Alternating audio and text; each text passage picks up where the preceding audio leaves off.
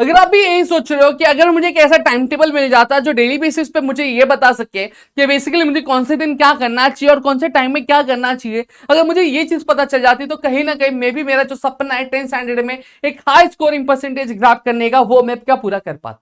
तो दोस्तों मैं यहाँ पे आज के इस वीडियो में मैं आपको यही चीजें क्या बताने वाला हूँ। इस वीडियो के नीचे डिस्क्रिप्शन में आपको एक व्हाट्सएप चैनल का लिंक दिया, फटाफट से ज्वाइन कर लो, क्योंकि वहां पे आपके जितने भी लेटेस्ट अपडेट्स होते हैं वो सारी चीजें हम लोग वहां पे क्या पोस्ट करते हैं। अब आगे एक एक करके यहाँ पे बात करते हैं। सबसे पहले चीज क्लास 10th स्टैंडर्ड के टॉपर्स का टाइम टेबल बता देता हूँ। नहीं भाई, ये टाइम टेबल मैं नहीं बताने वाला।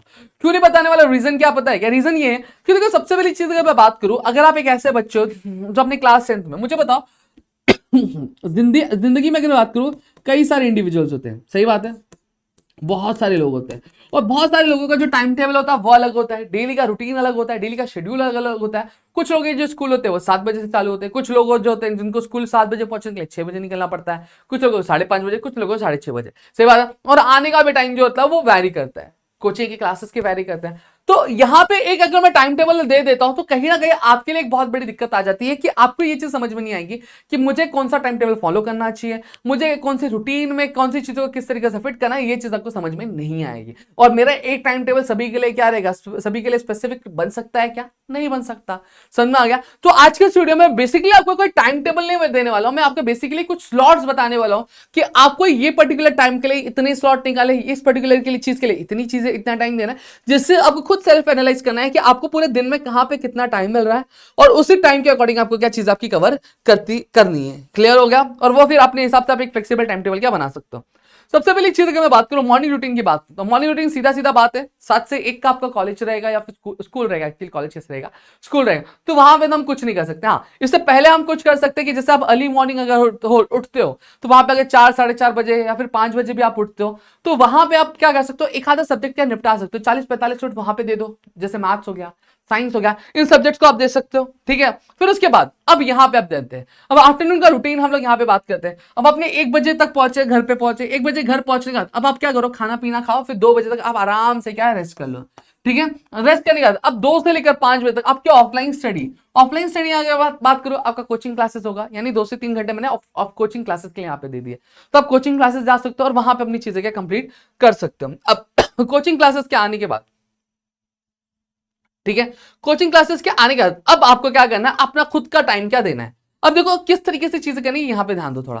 सबसे पहली चीज अगर मैं बात करूं, आपका जो भी होमवर्क वाला पार्ट होता है, ठीक है, जो भी आपका असाइनमेंट वाला पार्ट होता है, अब देखो एक स्कूल में अगर मैं बात करूं, जरूरी नहीं कि हर एक पीरियड आपका लेक्चर ही हो, कुछ पीरियड्स ऐसे भी होते हैं जहां पे टीचर नहीं आती है तो वहां पे आपकी प्रॉक्सी लग जाती है।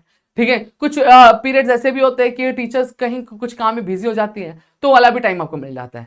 तो यहां पे मैं ये करूंगा कि जो भी आपका बफर टाइम रहता है, उस बफर टाइम में आपका जो स्कूल का जो होमवर्क है, इस स्कूल के होमवर्क को क्या करने की कोशिश करना है, आपको कंप्लीट करने की कोशिश करनी है। आपका जो लिखने वाला काम है वो आपको फटाफट क्या करना है, निपटा देना है। निपटाने के बाद अब आपको कुछ नहीं तो आपके 2 से 3 घंटे आपको आपकी सेल्फ स्टडी के लिए देने हैं। स्टार्टिंग में तो आपको 2 से 3 घंटे देने की जरूरत नहीं, क्योंकि टॉपिक इतने कवर नहीं रहेंगे, सिलेबस इतने कवर नहीं रहेंगे, तो बहुत मिनिमम टाइम नहीं रहेगा अभी फिलहाल के लिए।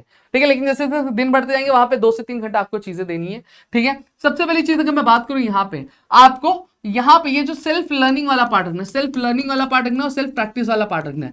क्यों, देखो जब तक लर्न नहीं करोगे, जब तक प्रैक्टिस नहीं करोगे, तब तक चीजें होने वाली नहीं है। समझ में आ गया कि नहीं आ गया, ये चीज हमेशा ध्यान रखना।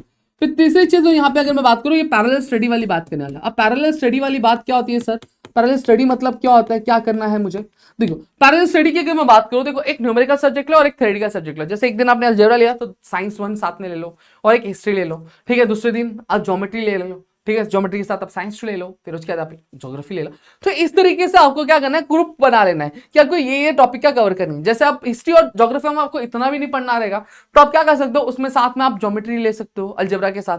ठीक है, फिर ज्योमेट्री जिस दिन उसके साथ ज्योग्राफी में अगर इतना पढ़ना नहीं है तो ज्योमेट्री के साथ अलजेब्रा ले लो। तो इससे आपकी जो न्यूमेरिकल सब्जेक्ट है उसकी डेली प्रैक्टिस भी होती जाएगी, क्योंकि हमारे पास यहाँ पे 2 मैथमेटिक्स है। समझ में आ गया? तो यहाँ पे 2 से 3 घंटे आपको देने, जहाँ पे 1 से 1.5 घंटा आपको मैथ प्रैक्टिस के लिए देना है डेली बेसिस पे, 1 घंटा आपको सेल्फ लर्निंग वाले पार्ट पे यहाँ पे आपको देना चाहिए। मैं ये चीज यहाँ पे कहूंगा। फिर अगली चीज अगर यहाँ पे जो मैं बात करने वाला हूँ वो आपका रिवीजन वाला पार्ट है। आपको रिवीजन पे भी रेगुलर ध्यान देना। अगर आप चाहते हो कि रिवीजन पे एक मैं डेडिकेटेड वीडियो बनाऊं कि रिवीजन किस तरीके से करना चाहिए, क्या पैटर्न होना चाहिए, क्या सही तरीका है, क्या सही मायना है, तो मुझे प्लीज कमेंट सेक्शन में कमेंट करके जरूर बता देना। मैं आपके लिए उसकी भी एक वीडियो बना के लेकर आ जाऊंगा। फिर अगला सवाल जो ये रहता है कि सर पढ़ना कब करना चाहिए, क्या मुझे दिन में पढ़ना चाहिए या फिर मुझे रात में पढ़ना चाहिए। अब पढ़ूं तो कौन सा बेस्ट टाइम होगा। देखो एक चीज आता है, बेस्ट टाइम जैसा कुछ नहीं होता है। आप मॉर्निंग में पढ़ोगे तो ये नहीं, नाइट में पढ़ोगे तो ये नहीं। अब हर एक चीज जो होता है इंसानों पर वैरी करता है। कुछ बच्चे होते हैं जो अर्ली बर्ड होते हैं तो सुबह जल्दी उठ के पढ़ लेते हैं। कुछ होते हैं जो नाइट आउल रहते हैं, उनको देर रात पढ़ने में मजा आता है और देर रात में वो बहुत एफिशिएंसी से क्या काम कर पाते हैं। यहाँ पे ध्यान दो, अगर आप एक ऐसे बच्चे हो जो अर्ली बर्ड है तो मैं आपको कहूंगा कि आप सुबह के टाइम पे चीजें कवर करो। लेकिन अगर आप एक ऐसे बच्चे हो जो नाइट आउल है तो आपको रात में करो। लेकिन आप कंफ्यूज हो कि भाई ना तो मैं अर्ली बर्ड हूं ना तो मैं नाइट आउल हूं, तो देखो यहां पे मैं कहूंगा कि आपको अर्ली बर्ड बनना है। ठीक है, आपको सुबह जल्दी उठ के पढ़ाई करनी है, क्योंकि स्टडीज ने भी माना है कि स्टडीज की जो रिपोर्ट्स है उन्होंने भी ये कहा है कि जब कोई भी काम आप जब सवेरे करते हो तो वहां पे चीजें आपको ज्यादा लर्न होती है, चीजें आपके दिमाग में और अच्छे से जाती है और अपनी चीजों का बहुत ही अच्छे तरीके से कवर कर पाते हो। लेकिन कंपेरेटिव रात में थोड़ी सी एफिशिएंसी कम होती है। ठीक है, कुछ होते हैं जिनकी रात में बहुत अच्छी पढ़े थे तो रात में कर सकते, कोई दिक्कत नहीं। समझ में आ गया।